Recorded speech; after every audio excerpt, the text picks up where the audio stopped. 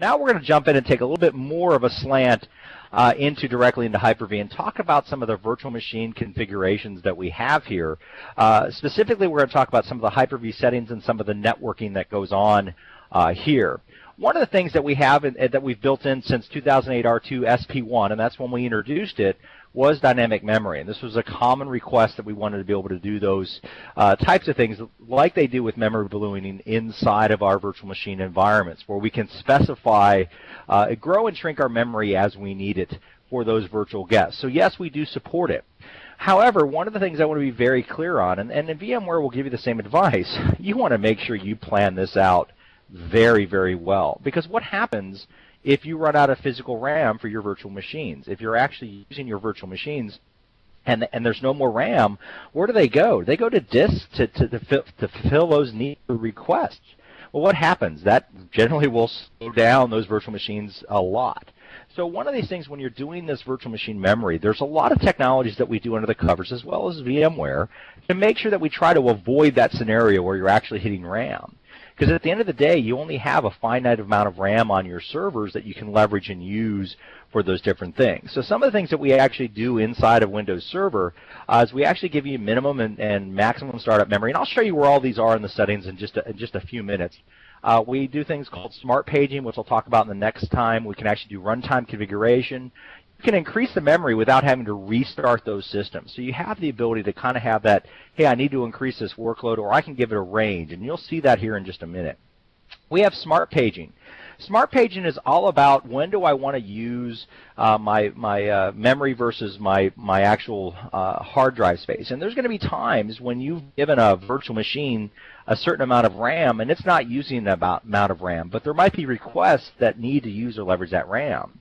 It's Hyper-V's way of basically saying, hey, you know what, for this particular access, I can move this down to page file or down to disk while that request is being used. But the minute that VM says, I need that memory back, I'm going to give it back inside of it. And that's very similar to what hypervisor swapping does for VMware. And smart paging is just our way to be able to handle those requests when we get out of that band and out of that concept of memory that we use inside of our environments. Okay. Remove page memory after virtual memory restart. And then eventually that memory is going to come back as reclaimed after our startup. So we have ability to work with those types of things like memory. Moving on quickly into virtual hard drives. This is our VHD, VHDX are our hard drives. These are compares to our VMDK. Just a couple things that you might be interested in. We actually support up to 64 terabytes inside those VHDXs versus 2 terabytes for a VHD. So even with our own technology, we really grew how big these virtual hard drive files can be that store our virtual machines and work with them. There's a lot of things we've done with storage under the covers to help protect them underneath the covers, optimize structure for large sector. We've increased the storage protection. We've done a lot of things to really improve how our virtual hard drives work and how they're leveraged inside of the environments. So when you look at these types of things, we can do a lot of things, and that's not even addition, not even talking into, and I don't think it's anything we're going to get into today around snapshots and how we handle snapshots of these files, but we actually do that same kind of level of thing. Oh, side note, because I got a question early on. Matter of fact, one of my counterparts, Julianne, actually emailed me a question before we started. Somebody was on early and asked me a question about DCs and domain controllers. Just real quick before I forget, because I just talked about snapshotting. One of the important things that we put into Windows Server 2012 Active Directory. Now, folks, this is not a Hyper-V or virtualization topic. This is AD real quick. We actually make it virtualization safe now. So you can actually, if you remember in prior versions and even earlier versions of VMware, we said don't virtualize your domain controller. Okay, you virtualize your domain controller. Don't take a snapshot. Okay, you take a snapshot. Don't ever use the snapshot. And then you use the snapshot, and what happened to your DC? You had GUI rollback, and chances are that DC stopped being a DC.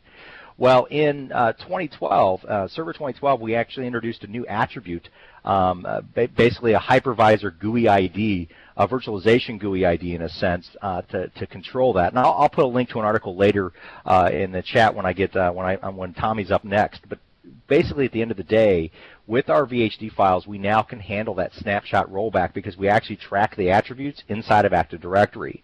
It was such an important fix to AD. We actually exposed the API, and VMware adopted it as well as we did adopt it with as Hyper-V, as you might imagine. So we're doing a lot of things to help understand the capacity of how that storage under the covers is using. Speaking of those VHD files, specifically on the VHDX files, we can actually resize them dynamically online. I hear a big hooray. This is something we introduced with R2. We can even shrink them if we want to as well online. So we can grow and shrink our VHD files dynamically through our tools inside the virtual machines that we have. So we have the ability to leverage additional space, something that VMware had for a while, and we actually just added. And I don't think, as of yet, VMware can shrink, but I'll be surprised if they can't do it. But we can now grow our VHDs online inside the environments. Storage quality of service. Now, this is interesting to me. When we talk about this, we talk about IHOPS, and really, you know, I like how we understand the metric and how we look at how we can improve this, and you can trust the performance mod tools that are there. But what's interesting to me is that I don't think anybody really cares so much about the storage quality of service, although it's fairly easy for us to implement. I think you care more about latency and how do we handle the speed down to that storage. How can we get to the storage? And Tommy mentioned something earlier when we talk about storage and processing those files around using RDMA adapters. Well, one of the things that RDMA does, it gives you an immense amount of bandwidth down to that storage, and it's kind of the future of, I think, most people that are going to be virtualizing workloads are going to look at RDMA down to that actual storage. Depending on what you're trying to do, and I know Jeff Woolsey has done a couple demos on this, they've run into problems where the RDMA storage got so fast and it just couldn't go any faster, and they didn't know where the bottleneck was, and they thought it might have been the storage, but it wasn't the actual storage drives themselves. What they found out when they actually did all the investigation, that our latency down to our storage and to our actual things with these RDMA adapters, the bottleneck becomes memory. Now, wait a second. Did Matt just say memory? Yeah, I did. Think about that. How long have you wanted storage, speed to storage to go faster than the memory bus that we have inside of our environments? What happens there is we have an amount of just an amazing kind of amount of stuff that we can do for that to work with. So understand that when we look at this, latency is important as well. Let me just speed past this slide. It's something we put into R2. Virtual Fiber Channel. This is something that being able to use Virtual Fiber Channel from our host is important. But more importantly, how do I actually use Virtual Fiber Channel inside of my virtual machine, so my virtual guests can actually get in and use the virtual fiber channel that we have today? Well, one of the things we actually put in it, and really it's just a yes, we actually do this. We support Endpoint Virtualization ID. We can actually do up to 4 virtual machines, channel adapters on that. We have multipath I/O functionality, so we support a lot of the common functionality. But remember, this is not just talking about our host. This is actually talking about our guests accessing that storage directly to help maintain their storage, and more importantly, it's supported across live migration. I put this in the category of, yeah, we should have been doing this for some time to go on and work with it. Let's switch gears and talk about some of the Hyper-V networking basics for just a bit. There are 3 main types of networks that we have inside of our Hyper-V based switches and abilities. We have a private, which just allows VM to VM communication. We have internal, which allows VM to VM and to host, basically a host loopback in a sense. And then we actually have external, which allows that virtual machine to access the outside world. These are just standard kind of virtual switches that we have that we can use this. You can even assign them VLANs, although in the GUI you can only assign it to a single VLAN ID using PowerShell. And you see an example of a PowerShell script on the slide right now.